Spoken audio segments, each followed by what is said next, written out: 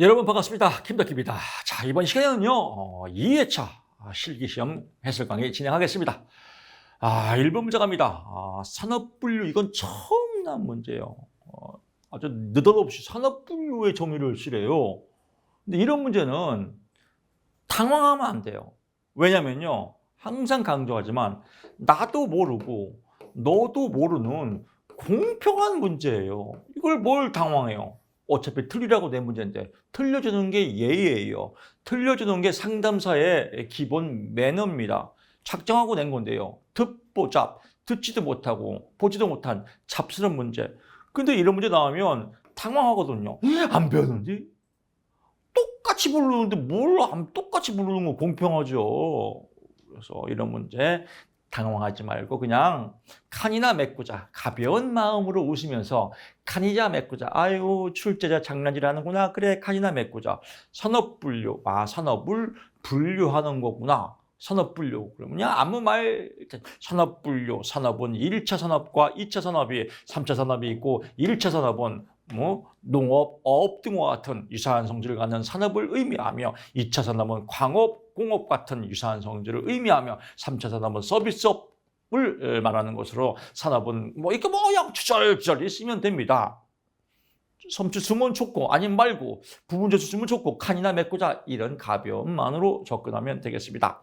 생산 주체들이 수행하는 각종 상품, 생산 주체들은 주로 기업입니다. 기업들이 각종 상품과 서비스의 생산 활동을 일정한 분류 기준, 생산 활동을 일정한 분류 기준과 원칙을 정해서 체계적으로 분류한 것을 산업 분류로 한다. 그러면 여기로 1차 산업과 2차 산업과 3차 산업 이런 유사한 성질의 산업을 체계적으로 분류한 것을 산업분류로 한다. 이렇게 그냥 글짓기 하면 되겠죠. 그래서 이런 거 그냥 참고하시고 인문학으로 글짓기 하시면 된다. 이런 문제가 꼭 나오거든요. 여기서 포인트는 첫째, 당황하지 말자. 똑같이 공평한 듣보잡 문제다. 두 번째는 뭐예요?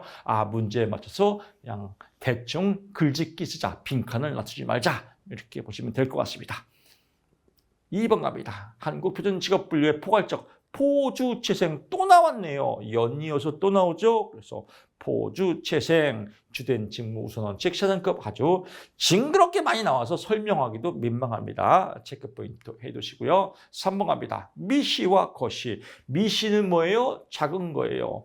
거시는 뭐예요? 큰 거예요. 직업정보. 미시는 개인이나 기업. 미시는 개인이나 기업이고 거시는 국가겠죠. 국가사회죠.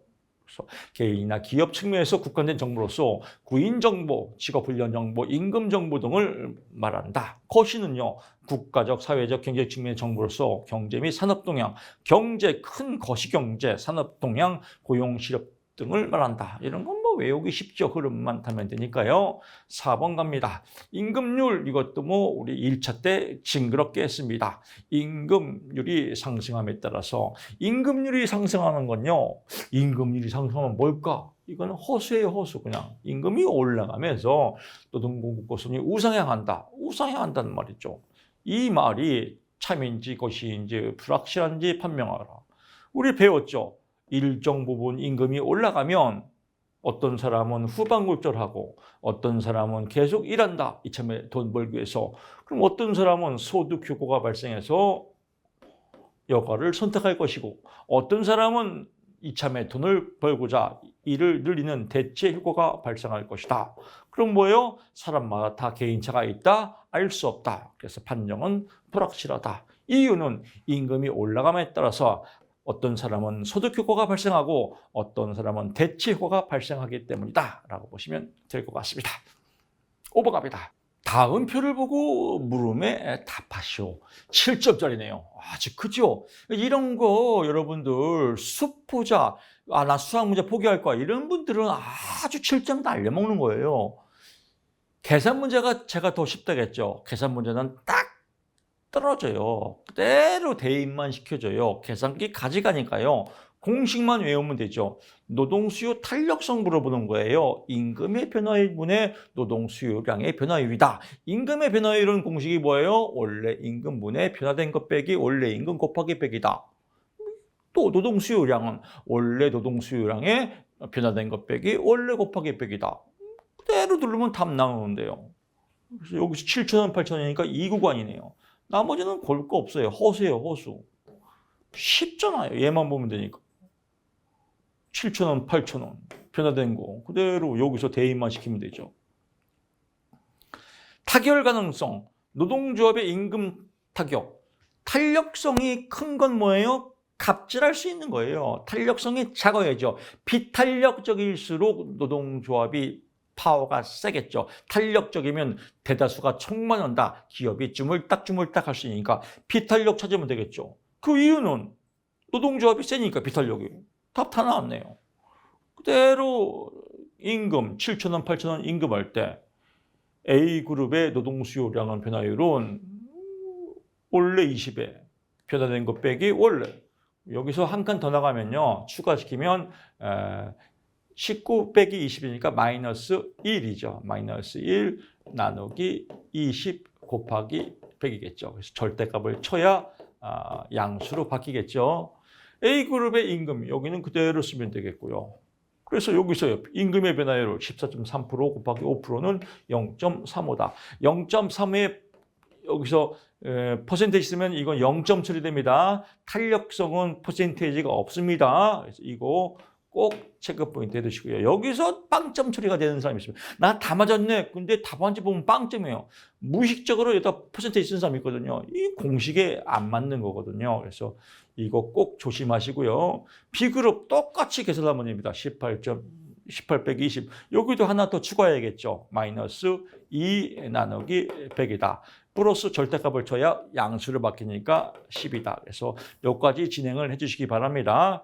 여기는 양수니까요. 그대로 14.3%다. 그래서 14.3% 10 나누기 13.3은 0.7이다. 여기도 퍼센테이지 있으면 0.7이 됩니다.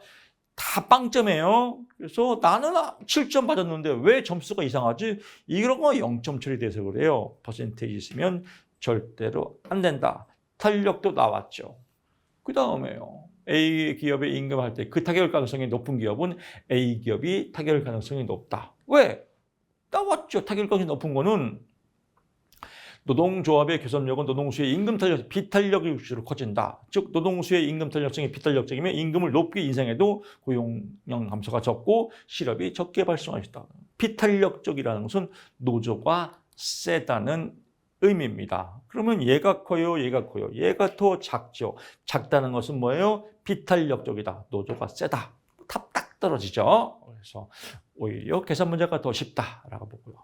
노동시장의 분석 이론중 내부 노동시장, 끼리끼리 시장이다. 이중 노동시장 인적 자본 이론의 의미를 써라. 간단하게 써야 돼요. 간략히.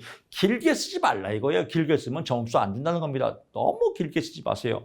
내부 노동시장, 기업이 필요한 인력을 기업 내부에서 조달하는 것을 의미하며 내부 노동시장의 형성 요인 알잖아요. 숙련의 특수성, 관습, 현장 훈련 써먹으세요. 이거도 뭐 꽉 차고 남지요. 이중 노동시장, 그래서 노동시장은 1차 노동시장과 2차 노동시장이 있는데 1차 노동시장은 근무 조건이 열악하고 2차 노동시장은 1차는 근무 조건이 좋고 삼성, 2차 노가대, 2차는 근무 조건이 열악한 시장을 의미한다. 인적 자본 이론, 인간도 하나의 투자 대상으로 보면서 인적 자본이 많을수록 즉 스펙이 많을수록 생산성 성장이 좋아질 것이라는 것을 의미한다라고 쓰면 되겠죠. 7번 갑니다. 구조조정으로 인한 실직자의 특징 2가지. 구조조정으로 인한 2가지. 직업지도 방법 2가지. 4점이에요. 2가지만 되겠습니까? 2만 가지가 넘어요. 이런 문제가 적용되면 나라고 적용하세요. 내가 지금 구조조정으로 실직자가 됐어요. 특징 1. 열받는다. 이게 정답이에요. 이게 처음 나온 문제거든요. 또 당황하셨어요? 또 못 써요. 꼭 나온 것만 그대로 쓰려고 그래요. 그냥 인문항으로 그대로 내가 실직자가 됐어? 특징 열받는다. 2번째 우울증이 생긴다. 2점 먹었잖아요. 뭘 그래요? 우울감이다, 무력증이다, 술이 든다, 담배가 든다. 다 답이에요. 진짜로요? 진짜예요. 직업지도, 우울증이니까 나 자신감 뿜뿜. 그래서 자기 효능감 교육을 김덕기 교수님 강의를 듣는다. 이러면 또 채점자가 몰라요. 누구지 김덕희가. 그러니까 자기 효능감 뿜뿜하기 위해서 동기화 훈련을 직업 지도를 받는다. 또 고용센터에서 재취업 교육을 받는다. 기본 인문학 문제 아니야. 너무 쉽죠. 8번 갑니다. 그러니까 이런 것들을 책에 안 나와서 처음 보는 문제야. 백지야 넘어가. 이런 분들이 불합격되는 겁니다. 인지정세 행동 상담에서 ABCD 모델 또 나왔네요. 선행상권 여기도 비합리적 요거보다는 어떻게 해서 신념체계 쓰는 게 더 완방이라겠죠. 비신념체계다라고 해서 쓰고요. 9번 갑니다. 나온 게 또 나옵니다. 실존주의 상담의 궁극적 관심사 사느냐 죽느냐 이것이 문제로다. 주제 3가지요. 자유와 책임. 그래서 인간은 자신의 미래를 개척할 자유가 있으며 그에 따른 책임도 있다. 자유가 있고 책임도 있다. 왜? 죽으니까. 죽음과 비존재, 인간은 죽는다 언젠가 스스로 알고 있다. 그래서 죽음이고 죽으면 비존재가 된다.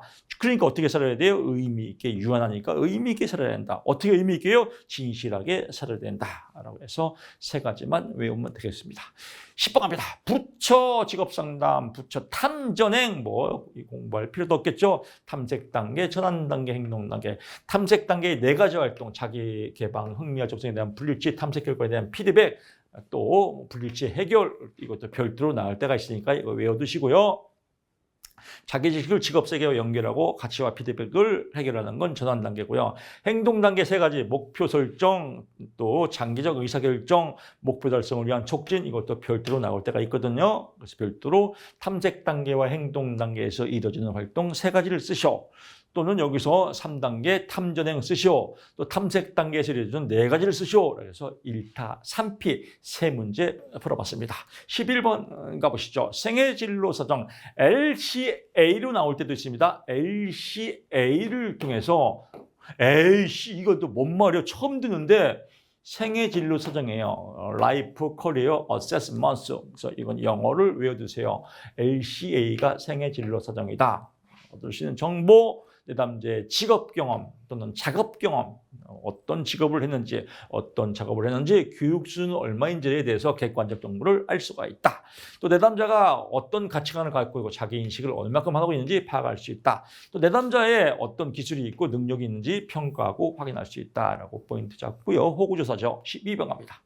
의사교류 TA죠. 그래서 TA 교류 분석의 자아 상태 3가지 부모자아, 성인자아, 어린이자아다. 팩이죠. 팩. 그래서 5세 이전에 부모를 포함해서 연장자들이 말하는 행동을 무비판적으로 받아들이면서 내면화시키는 것. 성인자아 상황을 판단하고 객관적이고 통찰하는 자아, 어린이자 부모와의 관계에서 경험한 감정 그것에 대한 반응 양식이 내면화돼서 어린이처럼 행동하는 것. 그래서 13번 갑니다. 이거는 지점수죠. 지점수 그대로 3점짜리입니다. 먹고 들어갑니다. 계산 문제. 지점수 구하는 공식 뭐예요? 표준 편차분해. 표준 편차분해 원점수 빼기. 평균이다. 그대로 써 있죠. 여기서. 진짜 점수 3점 거저 먹는 거예요. 표준 편차 뭐예요? 5.77이죠. 5.77. 분해, 원점수 7 그대로 써 있어요. 7. 수학이라고 하기도 뭐예요? 산수예요. 평균 써 있죠. 10. 은 마이너스 0.5이다. 근데 여기서 또 노동수요 탄력성과 헷갈리는 분이 있습니다. 아, 마이너스 0.5이니까 절대값을 쳐서 0.5이다. 이 사람들은 아주 답답한 마음 오이 먹고 싶을 거예요. 이거는 지점수는 음수값이 떠요. 그래서 마이너스 0.5가 답이죠. 교수님 0.5는 답인가요? 이건 오답이에요. 마이너스 0.5하고 5하고 0.5하고 어떻게 달라요? 그래서 이거는 마이너스 0.5의 음수값을 가야 된다. 절대값 치는 건 노동수 탄력성만 해당되는 겁니다. 그래서 이거 의외로 실수 많이 해요. 처음 나온 문제인데요. 마이너스 0.5가 정답이죠. 5를 먹어야 됩니다. 틀렸습니다. 14번 갑니다. 또 참고로 이거 처음 나온 문제 의외로 여기서는 지점수 나왔으니까요. T점수로 변환하는 거 나올 수 있습니다. 그래서 T점수 점수도 알면 좋을 것 같아요. T점수는 뭐예요? 공식 10 곱하기 지점수 플러스 50이다. 그래서 공식 참고적으로 알고 계시고요. 14번 갑니다. 저 같으면 이렇게 나올 것 같아요. 지점수 구하는 공식과 T점수 구하는 공식을 쓰시오 해서 6점짜리로 낼 수 있을 것 같아요. 14번 갑니다. 심리검사 선정 시 고려할 사항 4가지. 심리검사를 선정할 때 고려할 거 400가지도 넘어요. 신뢰도와 타당도가 검증된 표준화된 검사를 사용한다. 당연하겠죠. 심리검사 선정 시 내담자를 포함해야겠죠. 당연히 포함해야죠. 검사 목적에 맞아요. 당연하겠죠. 시대에 뒤처진 검사가 아니어야 한다. 당연하겠죠. 4가지만 나오니까 4개 외우자. 끝. 15번 갑니다. 직업적응이론 롭키스와 데이비스 미네소타 대학에서 만들었죠. 직업적응 성격적 유형 나왔네요. 성격적 유형 그래서 민영, 리지, 환경적 요인, 용군, 반적 뭐 여러분들 첫 보면 압니다. 다 공부하셨을 겁니다. 그래서 성격 유형, 민영, 리지, 민첩성이다. 정확성보다는 속도를 중요시하고요. 역량, 활동 수준이 높거나 낮은 정동이고요. 리듬, 다양성을 의미하고요. 지구력, 다양한 활동 수준의 기간을 의미한다. 16번 갑니다. 직업성도 척도 나오네. 척 보면 압니다. 명서 등비, 명명척도, 서열척도, 등간척도, 비율척도, 명명척도는 명목척도라고도 하며 이름의 차이 정보만을 나타낸다. 서열척도는 이름의 차이 정보 플러스 서열까지도 나타내는 척도이다. 서열 조금 하면 서열 또는 순서까지도 알 수 있다. 그냥 살 붙이면 되겠죠. 몇 명척도, 서열척도뿐만 아니라 등간척도를 나타내는 척도이면서 절대 0점이 없다. 예를 들면 온도 측정 같은 것을 의미한다. 비율척도 모든 걸 다 포함하는 최고의 척도로서 절대 0점이 있다라고 보면 될 것 같습니다. 17번 갑니다. 휴준에 사용하는 표집 방법 3가지입니다. 표집 방법 3가지. 이걸 외워야 돼요. 이런 것들은 몰라도 돼요. 기준 제작시 몰라요. 표집 방법. 표집. 모으는 방법이 뭐냐 이거요. 그냥 무작위로 뽑아서 모은다. 단순 무선 표집. 각 층마다 층끼리 뽑는다. 유층 층합 표집. 또 그냥 통으로 묶어서 뽑는다. 심약, 군지 표집. 헷갈리면 하나만 외워주면 돼요. 심약 표집 또는 군지 표집, 층합 표집. 2개 다 외운 사람은요. 층합 표집, 유층 표집이라고도 하며 모집단이 이질적인 하위 단계에서 표집하는 방법을 의미한다. 심약 표집, 군지 표집이라고도 하며 모집단의 동질 집단으로 속성이 같을 때 뽑는 것을 의미한다. 단순 무선 표집, 제비 뽑기와 같은 것을 의미한다라고 보면 될 것 같고요. 검사자 검사 신뢰도, 검사자 검사 신뢰도 같은 검사를 동일한 사람에게 간격을 두고 2번 검사에서 상관관계를 알아보는 것이다. 동형검사 신뢰도 같은 검사가 아니죠. 동형의 유사 검사를 한 사람에게 시간간격 격차 없이 시행해서 상관관계를 알아보는 것이다. 내적 합치도 검사 문항을 분리해서 위한 다양한 방법이 사용되며 하나의 검사로 한 번만 검사를 실시하면 되므로 시간과 비용 면에서 하나의 검사를 하나로 딱 검사해서 얼마큼 내적으로 일치하는지 알아보는 겁니다. 그래서 검사 문항을 분리하기 위한 다양한 방법이 사용. 검사 문항을 분리하기 위한 건 뭐예요? 반분 신뢰도도 포함되겠고요. 또 반으로 나누는 방법이요. 이런 다양하게 분리해서 내적으로 얼마큼 일치하는지 알아보는 것을 의미한다라고 보시면 될 것 같습니다. 자, 이렇게 해서요. 해설 강의 마치고요. 공부하면 할수록 같은 문제 또 나오고 같은 문제 또 나오고 여러분 맥을 찾아가고 포인트를 찾아가는 실기 공부 방법입니다. 강의를 들을수록 자신감이 더 생길 겁니다. 다음 시간에 저는 찾아뵙겠습니다. 고맙습니다.